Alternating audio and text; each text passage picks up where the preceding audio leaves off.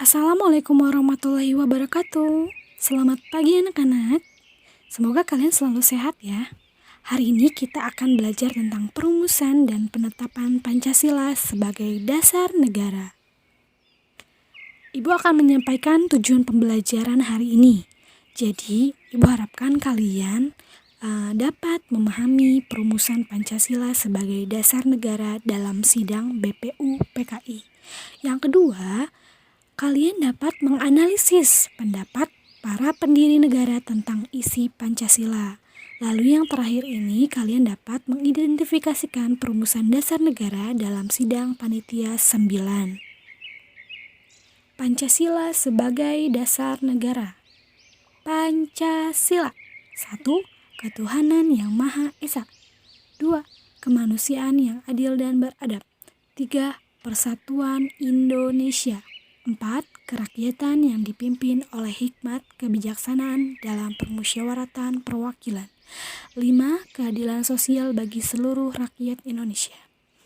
Kelima dasar negara ini kalian harus sudah dapat memahami dan bahkan kalian harus sudah bisa menerapkan dasar negara kita ini ke dalam kehidupan kalian sehari-hari. Pancasila dirumuskan oleh BPU PKI. BPU PKI dirumuskan oleh Jepang. BPU PKI atau disebut juga dengan Badan Penyelidik Usaha-Usaha Persiapan Kemerdekaan Indonesia atau dalam bahasa Jepangnya itu Dokuritsu Zumbi Chosakai. Pada tanggal 1 Maret 1945 itu diumumkannya akan dibentuk. Pada tanggal 29 April 1945 itu resmi dibentuk. Anggotanya ada 69 orang, yaitu 62 orang Indonesia dan 7 orang Jepang. Ketua BPU PKI yaitu Rajiman Weddiondiningrat. Wakil ketuanya itu ada Ichiban Asai Yoshio, ini orang Jepang, dan orang Indonesianya RP Suroso. BPU PKI menjalani sidang sebanyak 3 kali, yaitu 2 kali sidang resmi dan 1 kali sidang tidak resmi. Sidang pertama itu pada tanggal 29 Mei sampai 1 Juni 1945. Ini membahas tentang dasar negara. Sidang kedua itu pada tanggal 10 Juli sampai 17 Juli 1945 membahas Undang-Undang Dasar 1945 dan pembukaan Undang-Undang Dasar. Lalu yang ketiga itu sidang tidak resmi. Ini pada saat masa reses sidang pertama dan sidang kedua. Selanjutnya ada tokoh perumusan. Yang pertama ini ada Muhammad Yamin. Mengusulkan sidang pada tanggal 9 Mei 1945. Usulannya yaitu 1. Peri kebangsaan, 2. Peri kemanusiaan, 3. Peri ketuhanan, 4. Peri kerakyatan, dan yang kelima kesejahteraan sosial. 2. Ini ada Supomo.